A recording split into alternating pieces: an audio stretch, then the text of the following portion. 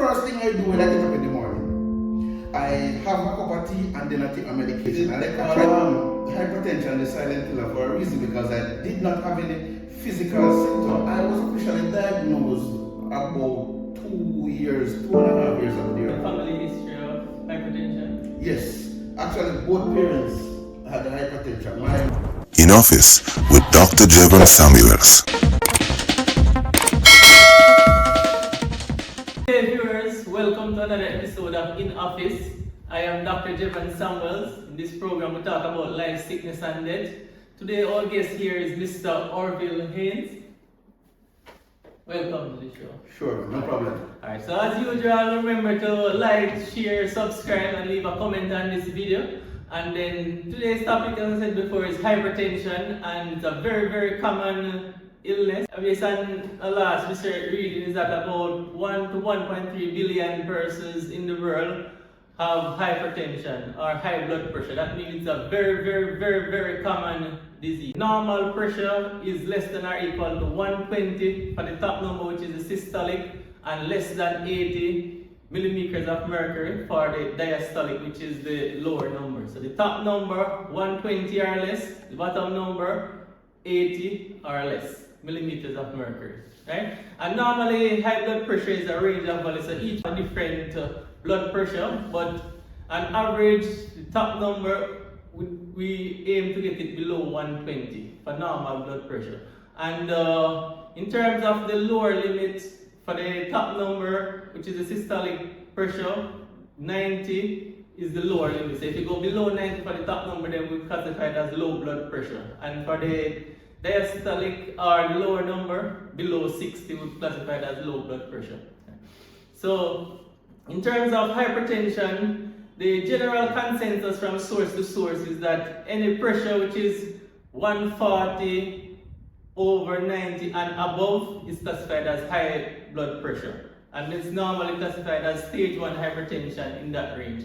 So 140 to 149 over 90 to 99. However, some sources such as the American Heart Association classified different stage between 120 and 129 as elevated blood pressure. Right? And also you have other blood pressure range. You have stage 1, stage 2, and you also have a hypertensive crisis, which can also be classified into hypertensive emergency and hypertensive urgency. But that's more technical stuff. But whenever you have a blood pressure which is greater than 180 over 120, we normally classify it as a hypertensive crisis which needs attention. We have some risk factors which can be modified and some which we cannot modify. So some risk factors of hypertension, like family history of hypertension. We also have old age. So the older you get, normal the blood pressure increases. But we also have some lifestyle modifiable risk factors that we need to pay attention to, since those are stuff that we have control over. So like obesity. So the excessive weight, obesity, is a risk factor for hypertension. You also have sedentary lifestyle, so when persons tend to be inactive, like they just sit at home, probably watching television and sleep, they tend to be a risk factor for hypertension. And also a diet which is high in salt, and also excessive stress from maybe work or additional stuff, and also smoking is also a risk factor of hypertension. Normally, hypertension is called a silent killer. So, however, because of the research with the values with high blood pressure, we know from research that having a blood pressure that is elevated puts you at risk of having other disease such as stroke, heart failure, can give you diabetic, it can give you hypertensive retinopathy, damage to the eyes, and can also give you a heart attack. So there are some of the illnesses that are complications of high blood pressure. So in terms of some persons with high blood pressure is wondering why, like a healthcare worker or a doctor would be forcing them to take a tablet every day when they don't have any symptoms. So these are some of the complications that we're trying to prevent, while we always encourage persons to take a tablet every day. Well, we normally have like 2 classifications. It can be primary hypertension or secondary hypertension. So primary hypertension is like when persons develop hypertension, but there is no obvious cause. Alright? And secondary hypertension is when we have another illness, illness that is causing the hypertension. Probably an illness that you might be familiar with is hyperthyroidism, the thyroid issue. That illness can actually cause the blood pressure to go up and actually cause high blood pressure, which one of the management in those cases would be actually to manage the thyroid issues. Now, in terms of treatment, normally first line of treatment, if you don't have reached hypertensive crisis stage, is normally to lifestyle changes. So decrease salt intake, regular exercise, decrease stress level, and also quit smoking if the person smokes. Alright? And however, sometimes even these lifestyle measures, we are unable to bring back the blood pressure to a normal level, and hence we have to give medication. And normally this medication, it's 1 or 2 times per day, and it's medication currently in what medication that's available, you have to take a tablet at least every day. And some persons which have severe hypertension need to take more than 1 tablet per day.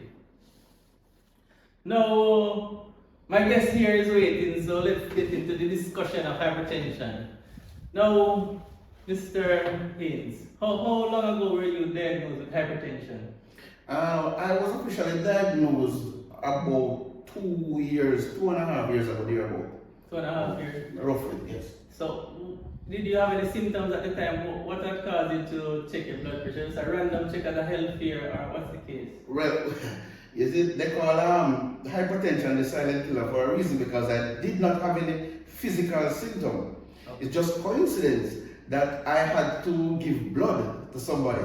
And when I went there, apparently it's mandatory that they do a pressure test. And that's when I found out that my pressure levels were elevated. So that's when that was the first time that I realized that I had a problem. Okay, yes. So that was 2 years ago. So what was the reading like at the time? Can you remember? Do you remember? I know it was close to 200 over about 100 or thereabout. Okay, so 200 over 100. Yes. So that would be a hypertensive crisis level. So exactly. most likely you definitely need medication. Right. No, exactly. so in terms of after the diagnosis was made, what are some of the management strategies that they have tried with you before? Any lifestyle recommendation, or started medication instantly? No, well, right. What I did, of course, when I found out what happened, I went to a physician, yes. And that's when they recommended that.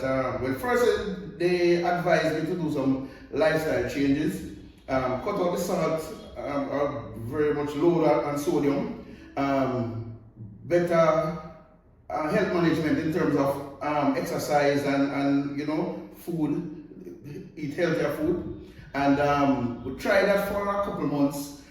Levels were still elevated. Okay. So it was recommended that I went on medication from that time.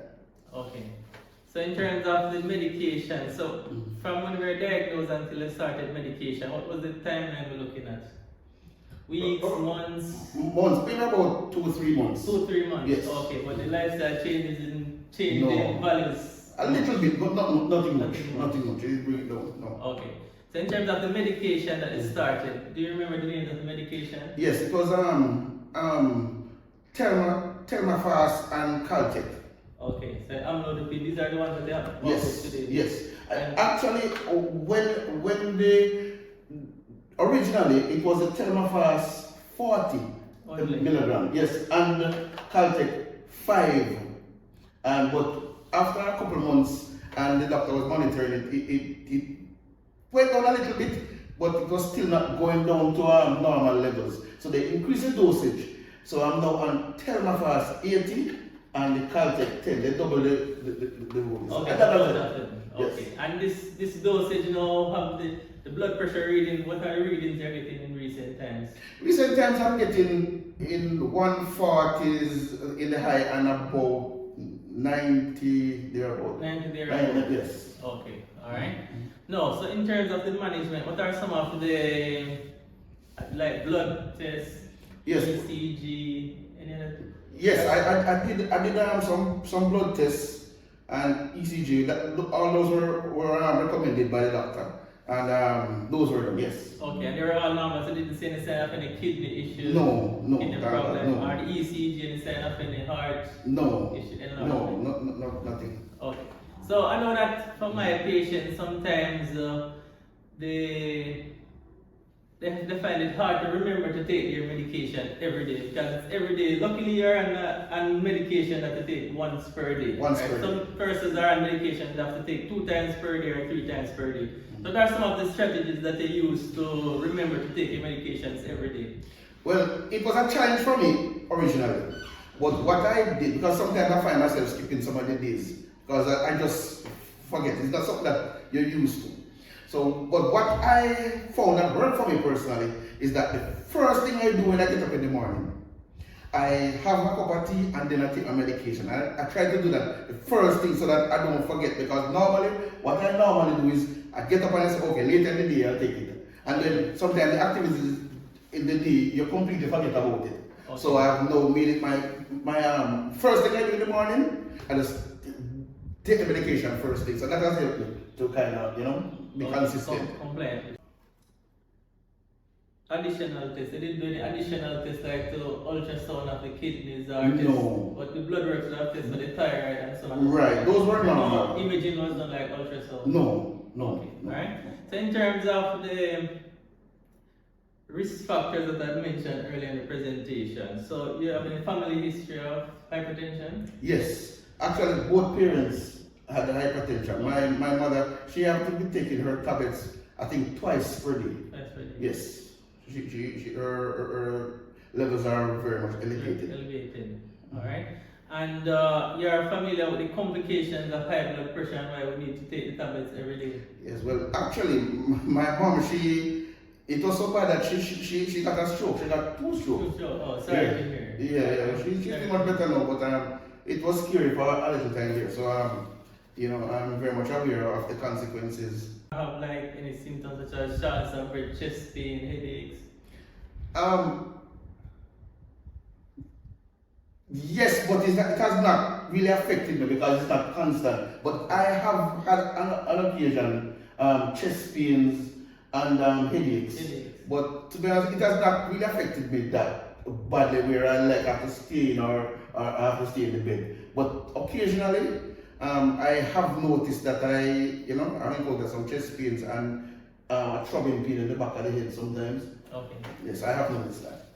So in terms of lifestyle modification, let's say they are tried first, it's an ongoing thing for you? Yes. So you decrease your salt intake? Yes. So another thing I want to ask you, how do you manage to decrease your salt intake and the food still like tasty? That was a challenge. But what happened is that my mom actually, the doctor had recommended, I think it named sea salt or something like that, a special type of salt. Yes. That is, it's still salt, but the potency is much less. So that has helped me somewhat. And I have actually, my taste buds have got a little bit acclimatized to so it's a challenge, but it's not so bad. Okay, so in terms of the exercise, did you have started exercise or your job is active where you're that was a challenge also. It was a challenge because of my job. I have to be active up and over. But what has happened just recently, a couple of days ago, I've joined on a gym that open 24/7. Okay. So it's nice to know, Okay, yes, exercise. Yes. Alright. And also, what about the stress level? And a certain type of job that if it's stressful, it is. Very stressful. It is. And that was something that the doctor also recommended, that I have to manage my stress levels. So it's a work in progress. Okay. But I'm getting there. I touch on the topic of if it affects the relationship. Because I know that some illness I found out recently, even sickle cell person, they say there's still some stigma associated with some illness, which I wouldn't really think that stigma would have been attached to those illnesses. But in terms of for example, your partner, is she understanding with you taking medication every day? But it's not a problem. Well, the good thing for me is that I live alone, so I don't live full time with somebody. But it's not a problem. It has some fortunately for me, no problem there. Okay. Do you like worry about the complications, or you just take it one day at a time and just live? Yeah, I take it one day at a time. I don't really because it's very common. A lot of persons, it's not like something that is rare. So and I know that it's manageable. Okay. If I stick to a proper lifestyle and reduce my sodium intake and stress levels, I'm sure that it should along be a with problem. taking the medication, right? Along with taking the medication. Yes, one additional stuff, the weight loss. All right. Do you consider a weight loss program as well, or? It's probably one of the biggest factors that I'm working on right now. Okay, weight loss. Definitely. Okay. And that has contributed to, because of my sedentary lifestyle, especially since COVID. Yes. Yes, it has really affected me. Okay. So I realize that that's another thing that I need to lose extra pounds, and I'm sure that will help. Part of the management of persons with hypertension is normal for them to see the ophthalmologist, the eye specialist. Have you actually got a visit, a referral to go and see the ophthalmologist? No, I did not get a referral, but I noticed that my eyesight, it was slightly affected. But when I went a couple of months ago, and it wasn't terribly bad. It's not perfect, but it's manageable. I can operate fully without my glasses, but it's much better. But it's not that bad. Okay, and also what about dietitian? Were you referred to actually seeing a dietitian to help you with the meal planning? No, I have not. Okay, so those are two aspects of your management that can still be worked on, but you need to see ophthalmologist and also the dietitian. Even though you talk about that they change the type of salt, they decrease the salt intake, but sometimes it's good to let the specialist in the field actually help you with the management, alright? And as I said before, this program is to discuss illness and how it affects social life and see if persons in need. So I'm seeing here that you get your medication privately. So it seems like your job can afford it. So I can give you one or 2 minutes to just advertise the business that you do. So the viewers can share your number with them as well. No problem to the viewers. Go ahead. Sure. My business, we're an IT company. We sell and repair computers and also networking, do the website design and everything like that. The website, and I'm sure you put it in the description, yes. The website is actually techtopiaja.com, techtopiaja.com, and we're on Facebook and Instagram, techtopiaja. That's where we are. And the address, of course, is 12 Whitehall Avenue, Kingston. Okay, that's it. Alright, good. So thank you very much again, viewers, for tuning into our channel. So also always remember to like, share, subscribe, and leave a comment on this video. And remember that you can contact the information on the screen. So if you need any additional information about hypertension, you can always contact us with the details on the screen. So until next episode, stay safe. Be sure to subscribe for more informative contents on life, sickness, and death.